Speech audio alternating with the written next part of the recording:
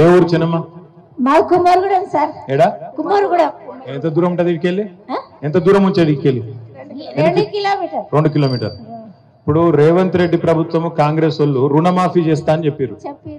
మీకు లోన్ ఉన్నదా? 54,000 సార్. కాలేదు. 54,000 లోన్ ఉన్నది, మీకు కాలేదు.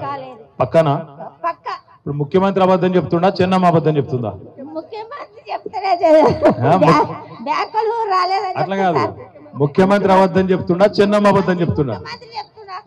మరి మాకు రాలేదు. మరి కేసు ఎవరి మీద పెడదాం? ముఖ్యమంత్రి మీద పెడదామా, చెన్నమ్మ మీద పెడదామా? కాదు, మోసం చేసిన మీద కేసు పెట్టాలనా లేదా? పెట్టాలి. మరి గ్యాస్ గురించి కూడా 500 అన్నారు. మరి 500 900 తీసుకుంటుండ్రు. 400 బ్యాంకులో పడతలేవు. పడుతున్నాయా? పడతలేవా? పడతలేవు సార్. లేవా? పడతలేవు. అది కూడా గ్యాస్ ముచ్చట్నే అయిపోయిందా?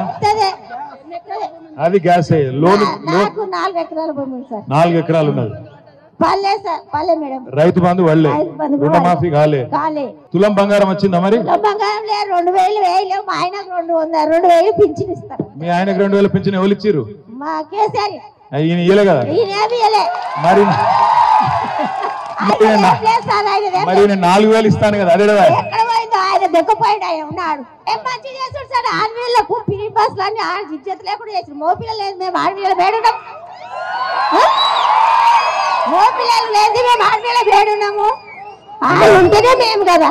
నువ్వు లాజికల్ గా అడిగితే నేనేం చెప్తాను? లాజిక్ తో పద్ధతి కాదు సార్. పద్ధతి కాదా? కాదు కాదు. సరే నేను చెప్తా. మరి ఎక్కడ ఎదురుగా పడితే చెప్తా, కానీ తప్పించుగా తిరుగుతుండే ఏం చేయాలి? తిరుగుతే గెలిపిస్తాం ఈ సార్. రైట్. థ్యాంక్ యూ చిన్నమ్మ. 2 విషయాలు చెప్తాను. ఏదైతే కేటీఆర్ వాళ్ళ ముఠ నిన్న స్టేజ్ మీద మాట్లాడి ఆ జన్నమ్మ అనే వ్యక్తికి రుణమాఫీ కాలేదు అని చెప్తున్నారో, ఆ రుణమాఫీ గురించి 2021లో జోగిరెడ్డి వాళ్ళ భర్త రుణమాఫీ గురించి లోన్ తీసుకున్నాడు. లోన్ తీసుకున్న తర్వాత వెంకటరెడ్డి, రవీందర్ రెడ్డి ఇద్దరు కొడుకులకు 3 ఎకరాల 5 గుంటలు భూమి వాళ్ళ పేరు మీద రిజిస్ట్రేషన్ జరిగింది. జరిగిన తర్వాత వాళ్ళ కొడుకులు ఇద్దరు, వెంకటరెడ్డి, రవీందర్ రెడ్డి, అదే బ్యాంకులో మళ్ళీ అప్పు తీసుకున్నారు. వాళ్లకు అప్పు కూడా ఈ రుణమాఫీలో క్లియర్ అయింది.